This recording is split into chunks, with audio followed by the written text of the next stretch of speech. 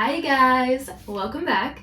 Today's video is something I've been thinking about for a long time, and it's an issue that is near and dear to my heart because it is something that I have struggled with enormously, and that is course selection. The month of July is course selection at the University of Toronto, and each year has its own specific date, and they do this because if every single student at UofT went to enroll on the same day, the website that we use, Acorn, would crash. So the dates are staggered. I do not know the other dates, but I know that my date is July 8th, and that is coming up very quickly. So just a little intro about me if you've never seen me before, or just a reminder. I am going into my 4th year at U of T in the fall, and I plan on completing my degree in 4 years. My programs are a double major in history and European affairs, and I am also doing a French language minor, although that is somewhat TBD, which is something I might explain in a later video or later on in this video. Now that we've kind of got to those basics, I would firstly say get yourself organized. Number one, you really need to figure out the date, and soon they will be releasing your start time. So they stagger the start times again so that the website doesn't get overwhelmed with traffic. Look at me using these IT terms. But yeah, they stagger the times and they tell you when your times are, and they'll be posting that on your Acorn account. If you are an incoming first year student, get familiar with Acorn. That is the motherboard. I don't know. That's where everything happens. That's where a lot of information is stored, specific to you, specific to your degree. So really check out Acorn, find your time, make sure you are ready for course selection at that time, because you will have a very, very hard time enrolling in the courses you want and the courses you need if you suddenly wake up and it's August 30th and you're like, crap, I didn't enroll in any courses. Like, you can't be doing that. You have to be organized with this, okay? And it's also the end of June, so I would urge you to start thinking about your courses. I say this, and you might say I'm being dramatic if your course date is at the end of July, which I think for first years it is, but you might need to send emails and you might need special permission. And if you're doing languages, you also might need to do placement tests. I had to do French placement tests as I was going into my first year to prove that I had a certain level of French that would enable me to take the 300 level French courses that I wanted to take. So just saying, you might have things that you need to sort out before your course selection day. So that's why it's good to get ahead. For me personally, I have so many emails I've been sending back and forth. I have a lot of problems with course selection and degree stuff, primarily due to French. And I often need exemptions and special permission to do things. And it's very complicated and it's very frustrating. And you need to coordinate with different people and different academic advisors. So I would really recommend get organized now. This is the time to act. You don't want to be doing all this the night before course selection day. Now we're going on to the section of just general information that you will need to know. Obviously, all this information is available online, but sometimes it's nice to have somebody explain it to you. I find that the U of T websites are super confusing, and they just lead you off down a garden path to nowhere, and it's often very hard to find the information you want. But you need to complete 20 credits to earn your honors degree at the University of Toronto, St. George.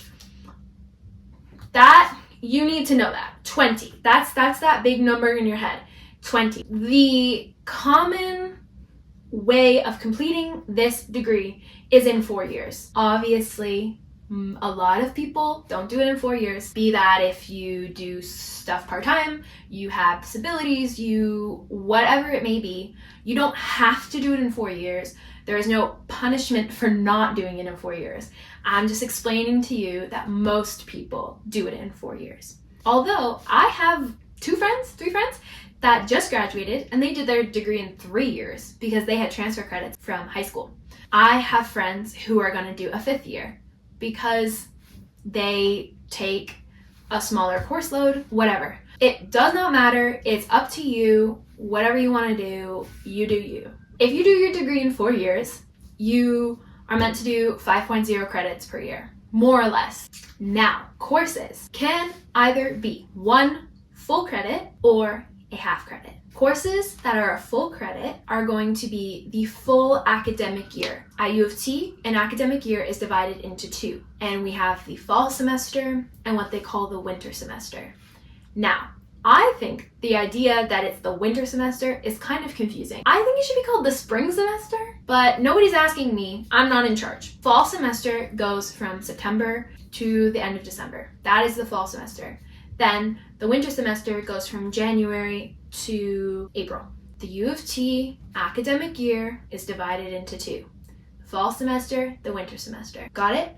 A full credit course, which is 1.0 credits, will be the entire year from September to April. A 0.5 credit class, a half credit class and course are interchangeable, by the way, will be 1 semester. So it will either be the fall semester or the winter semester. Now, there is the very rare occasion in which a 1.0 credit, a full credit class, can be done in 1 semester, but it means it's twice the workload of a 1 semester class.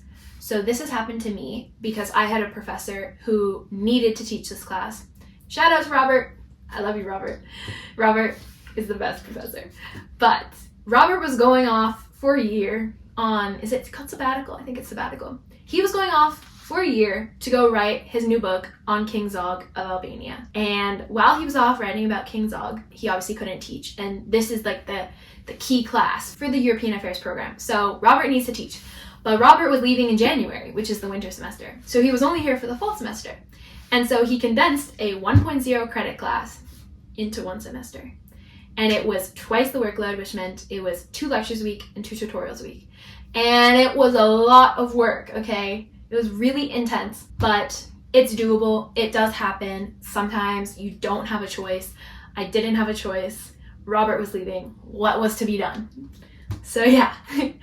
So this means that if you are doing a full course load in 1 academic year, you will be doing 5.0 credits, which means you can do anywhere between 5 courses and 10 courses. 5 courses being you do 5 1.0 credit classes, which means 5 full year classes, or 10 half credit classes, so 5 for each semester. I have done many full year courses and many half year courses. I would say the best way to go about it, and this is what I'm going to recommend, have a mix, because my 3rd year I did all half credit classes and it's a lot of work in the exam seasons because you're gonna have like 5 finals and 5 midterms and 5 final papers, you know what I mean?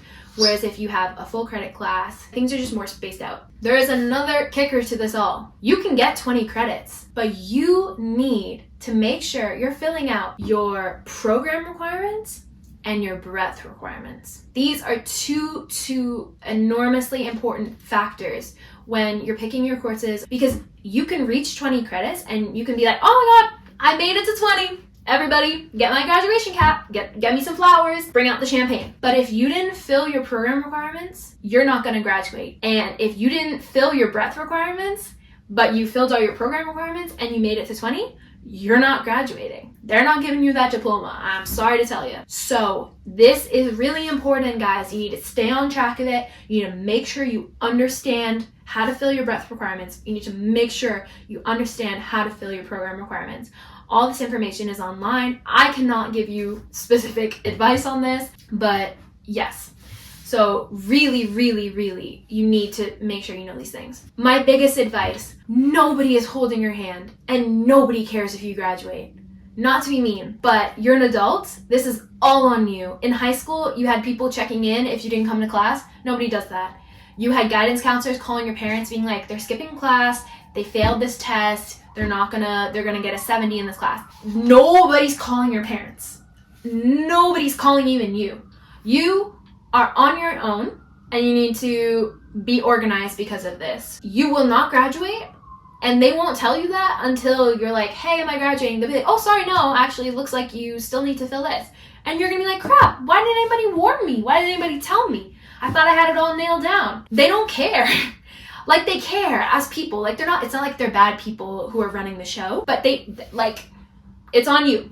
You are an adult. You are a grown little student, and that means that's a lot of responsibility, right? Like, this is just another thing about growing up. Now you're in charge of your education. You gotta stay on top. And your registrar is available. You just gotta email them, especially at Trin. Just email the training registrar, say, hey, can I have an appointment? Can I have a meeting? Am I on track? Can somebody help me? And they'll get back to you. Like, you have to reach out. So with that, I'm just going to tell you, initiative and organization are the most powerful tools that you have as an adult, because you need to stay on top of things and you need to get things done, and nobody will do it for you and nobody's helping you unless you ask for the help, of course. And you are paying these people to help you. So if they're not helping you, you're gonna get on them, okay? I don't know if the lighting just got better or worse, but now I'm going to talk about the 3 main websites you are going to use for course selection. And listen closely. This is very important information, top secret information. It's all on the internet. So, firstly, I mentioned already, Acorn. Acorn is our UofT dashboard. It tells you everything. It tells you your progress with your degree. It tells you the balance owing of your tuition.